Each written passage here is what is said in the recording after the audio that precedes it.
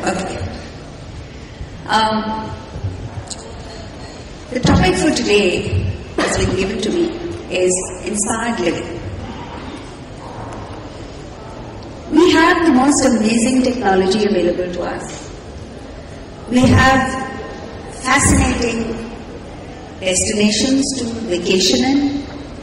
We have information at the click of a mouse. We seem to have everything going for us. And yet, all of us seem to be utterly bored. From a 5-year-old who wakes up bleary-eyed on a Monday morning and says, I don't want to go to school, to directors of companies who wake up and say, I don't want to attend the board meeting. None of us are inspired. And my mission is, or let's put it this way, the Indian culture is all about awakening this spirit of excitement, of waking up every morning feeling thrilled that I have one more day to contribute to the world. I have one more day to achieve my mission in life. I have one more day to just live. How do we get there? By first understanding that inspiration is not simply a luxury that a few of us can indulge in, but it's absolutely imperative in life. So whether one is a doctor or a lawyer or a corporate executive or a musician or an artist, we need to be inspired. Because it's only then that we can be happy.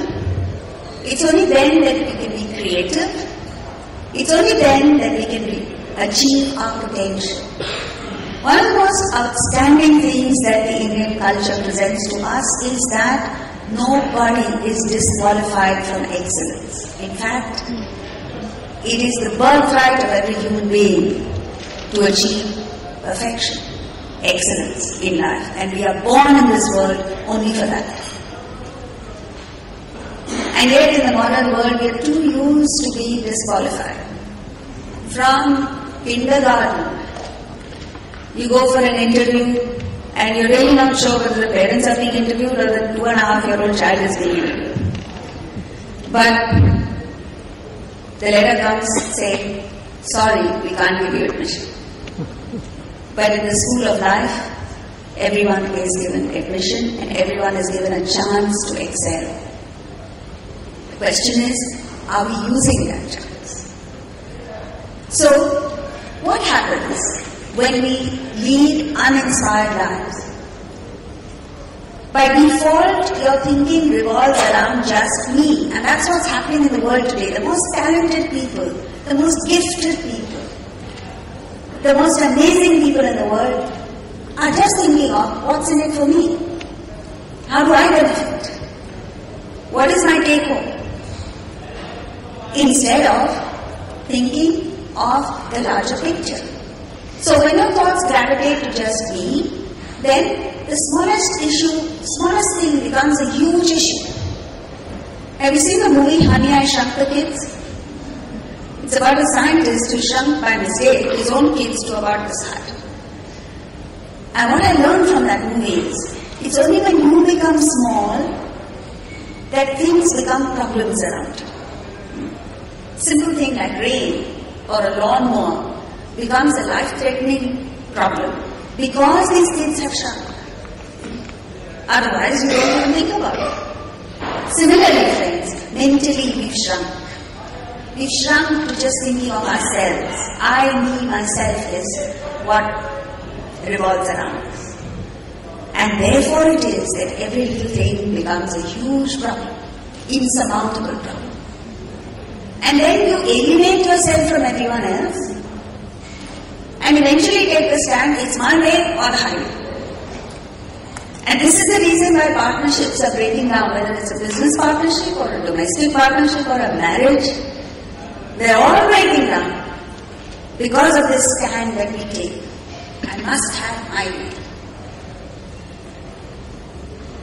The deadliest thing that happens with this self-centeredness is that you create imaginary enemies outside.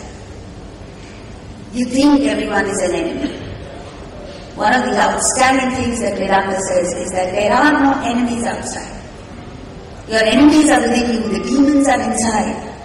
Deal with them, overcome them, and then you will find that you will conquer the world. So, thought of self is the most corrosive, most debilitating, most destructive force in the universe. And all of us are full of it.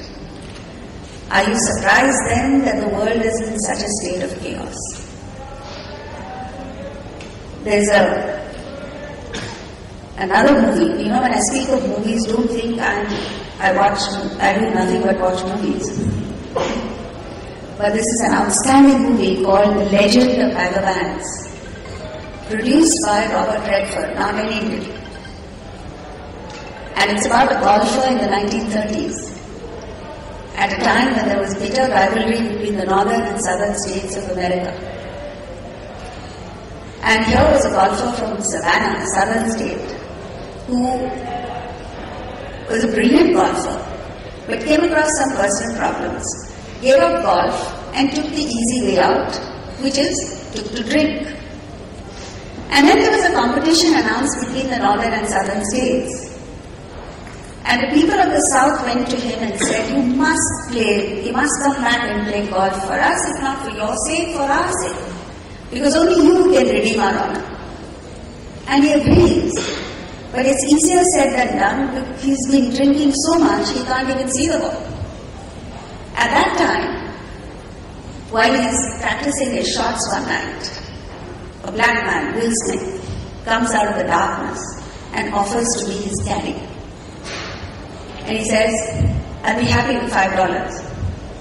And the golfer says, don't you know that the caddy of the winner earns 10% of the prize money? He says, yes, but I don't have the confidence that you win, so I'm happy with $5. And so, the rest of the movie is this wonderful conversation between the caddy, whose name is Bagger Vance, and the golfer, whose name is Randolph Jr. He's called Arjuna for short. Anyone guess what Bagger Vance is? Bhagavan, correct. Because he's the guru of the golfer. And the golfer's name is Arjuna. No prizes for guessing. Arjuna. I'm not imagining this. Robert Redford says the movie is based on a book called Gita on the Green, written by another American. You can see it. You can watch the movie, you can read the book. But what the most amazing thing in that movie, one of the most amazing things, is when this golfer is playing badly, the caddy calls him and says, actually the golfer goes to the caddy and says, which club do I play with? He says, it doesn't matter which club you choose, you're playing so badly, it really doesn't matter. And then he calls him and says, there's a perfect shot waiting out there. All you got to do is get yourself out of the way. And that hit me like a thunderbolt. You know what it means? There's perfection within us. Every one of us, doesn't matter what your IQ is, what your connections are, what your networking skills are, whatever it is that you're doing, we have perfection within us. And how do you tap into that? By just getting yourself out of the way. Your hang-ups, your stupidities, I don't want to continue because then you take offense. Just get yourself out of the way. Because you are the greatest obstacle standing between yourself and perfection. So inspiration is about not thinking of yourself. If you look back into your moments of excellence, you will find those are the precious moments when you were so engrossed in the activity that you clean forgot to think of yourself. Isn't that true? But then, these moments are few and far between. The rest of the time, you're full of yourself. And that's what ruins everything. So, why do they ask us to be inspired with higher things? Just to get yourself out of the way. As long as you of your body, your individual personality, you cannot be inspired. Because it's like looking at yourself in the mirror all the time. However beautiful you might think you are, or however handsome you might think you are, sooner or later you'll get bored. Right?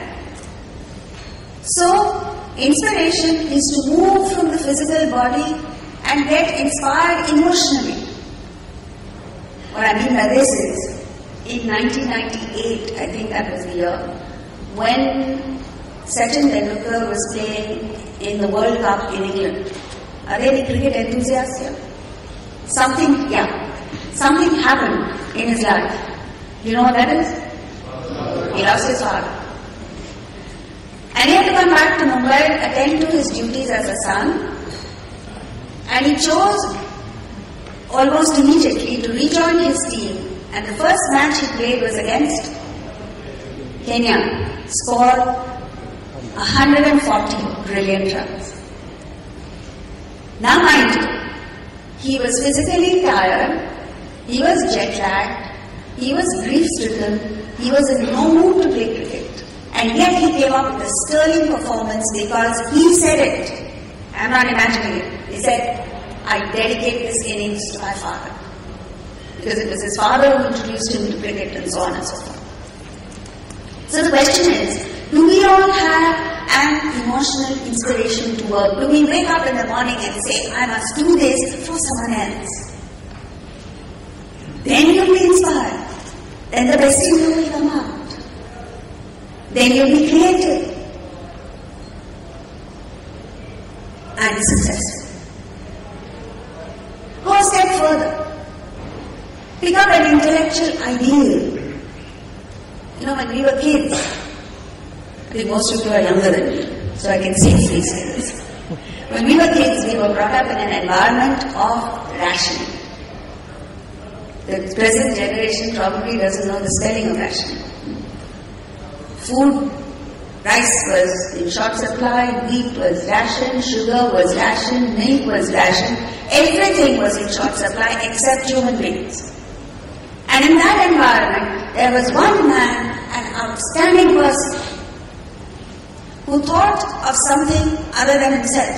So instead of thinking of how do I scramble up this corporate ladder or whichever ladder all of us are scrambling up, he thought in terms of food.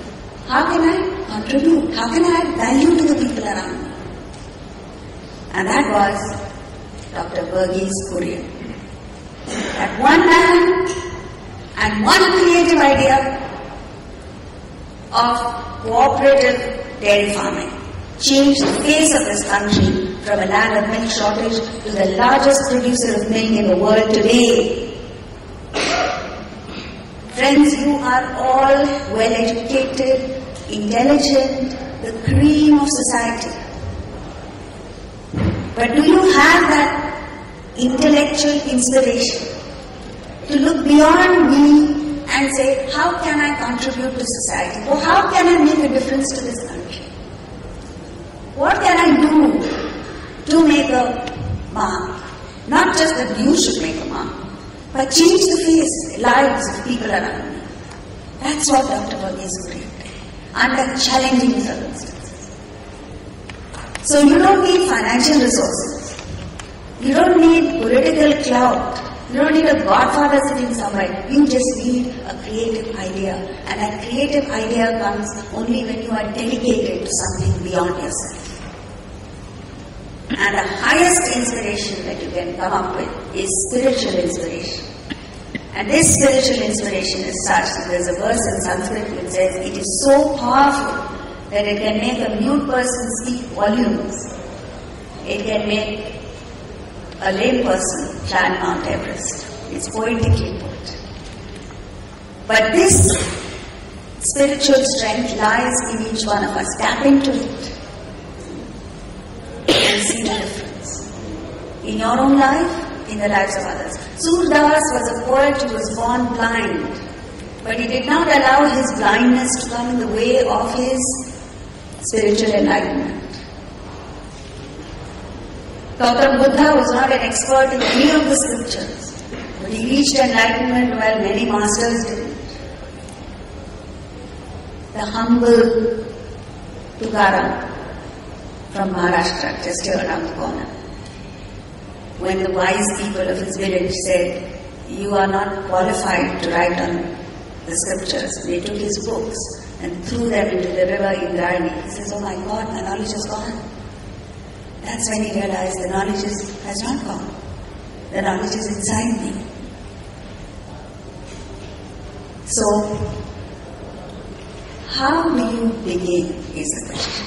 How do you begin with inspiration? You begin by looking beyond yourself.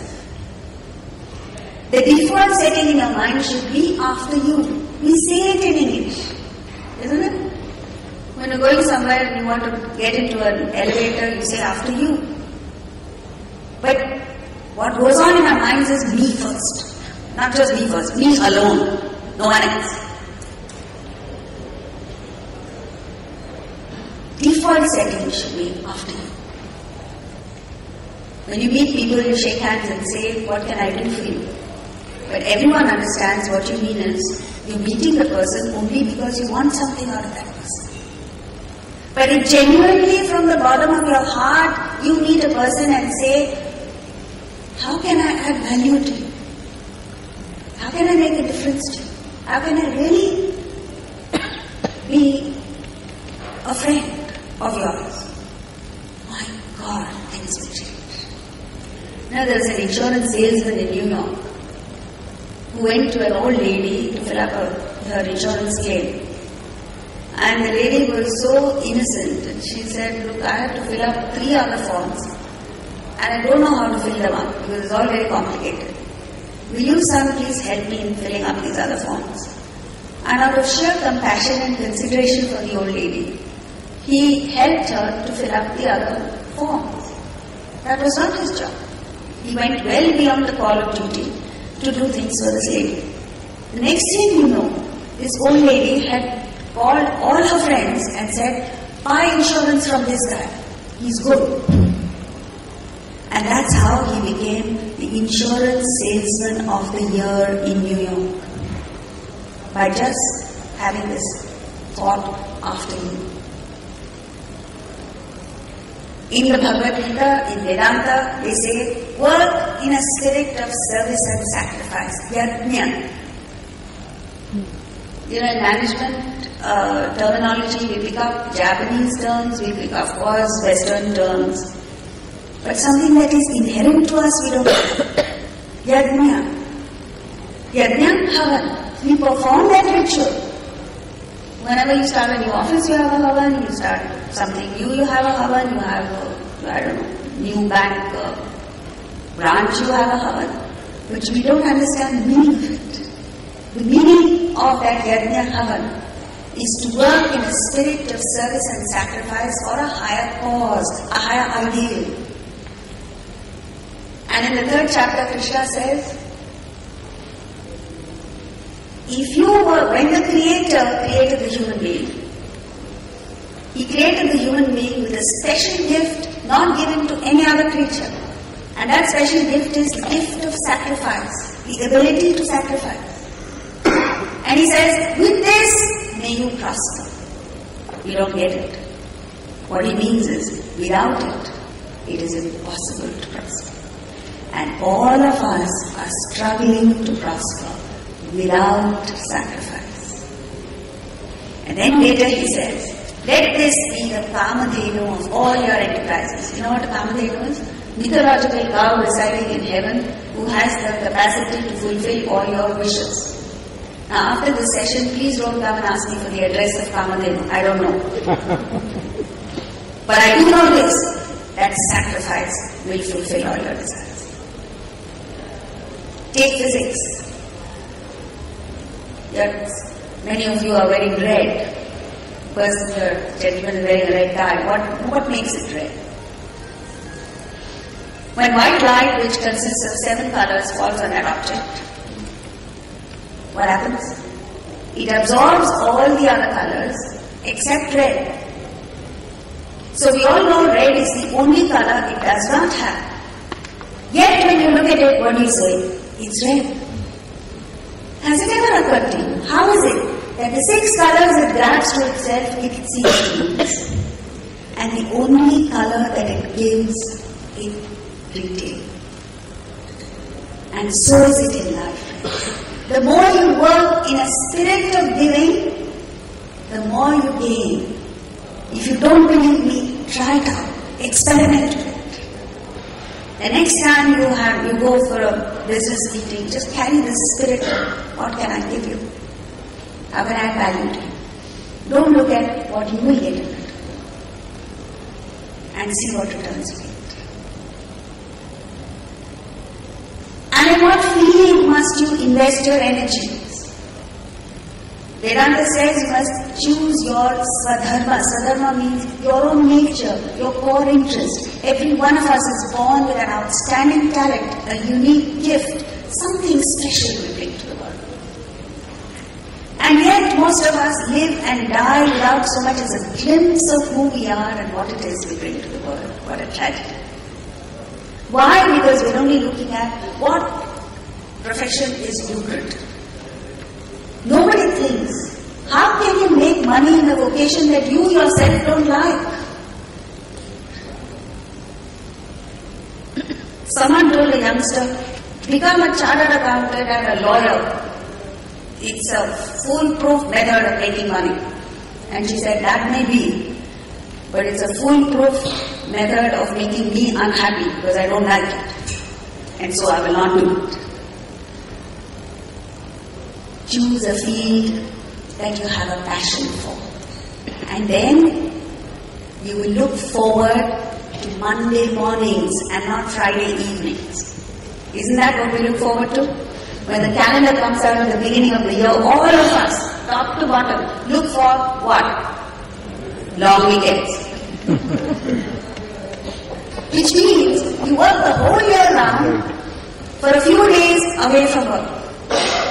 Swami Ramatirtha, one of the most outstanding Vedantas this country has produced, when he was lecturing in America more than 100 years ago, said, if you are not happy at work, you will never be happy holiday. Yeah. So forget it. If you are not happy as you are, where you are, you will never be happy anywhere else. So, find your passion. And in that passion, fix a higher ideal. What is it that you're working for? What is it that you're living for? Something beyond your selfish, self-centered interests. And then, how do you relate to people around you? Take a look at most of us. We feel insecure, we feel threatened, and we lash out at others. And we operate in an environment, our mental environment of competition, looking at everyone as an opponent. Instead, if you look at others as partners, not opponents, then you will never experience failure. Like in the Wimbledon final, when Roger Federer won the Wimbledon title for the 5th time, do you remember that match? He played against Nadal. And it was a brilliant match that kept the audience on their toes, up on their feet, till the last moment. They fought for every point bitterly during the match. But the moment the match was over and they interviewed Roger, he said, Nadal played a better game. I just was lucky. And when they spoke to Nadal, he said, what a tremendous achievement. 5 Wimbledon titles. He's my hero. Till this day, Nadal maintains that Roger is his hero. So this is it, friends. Life is a game. Yes, you compete. Yes, you fight. But not in a spirit of enmity and separateness and competition, but in a spirit of mutual admiration, which these two guys have for each other. That is the spirit of oneness that Vedanta speaks of. Ekam, one. Advitiyam, one without a second. And it is unfortunate that the Indian culture speaks of it, but none of us live it. Take a look at sport. The only sport in which we excel are individual sport. Where there is a team game, the team breaks up, like hockey. So, team spirit, this feeling of oneness must be cultivated. And the larger the field of people that you feel one with, the greater is the power that you experience. And the last is to understand that everything in life is impermanent. It comes only to go. So don't give too much importance to it. Don't take life too seriously. It's just a game. You win some, you lose some. You earn the greatest laurels in the world, you must be prepared for the greatest defamation in the world. The higher you go, the greater is your fall. There's a beautiful poem called Even This Will Pass Away. It speaks of a king in Persia and describes his experiences. He earns a lot of wealth. He says, what is wealth? Even this will pass away. Then, with the pleasures of his court, when the palms of all his guests burned with clapping at his jest, when you're rich and famous, even if you say the most stupid things, people will laugh and clap at you. But you must understand that what they are running after is not you, but your wealth and fame.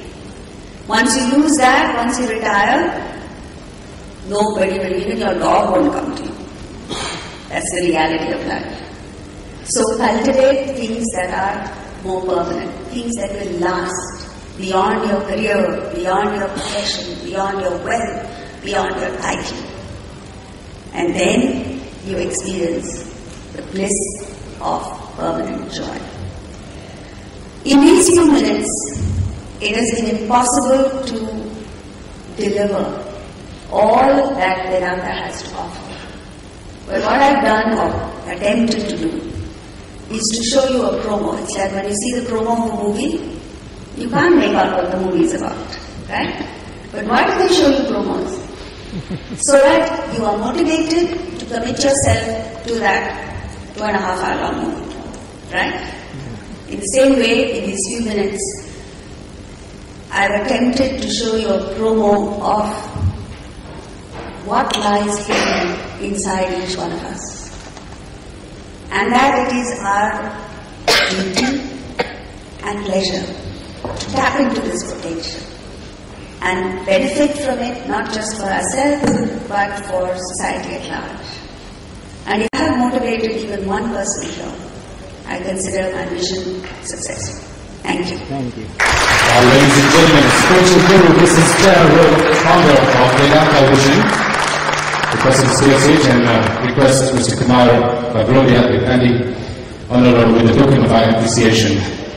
Truly an enriching and enlightening session this was, and giving a feeling of refreshment. I think all of you feel the same. And thank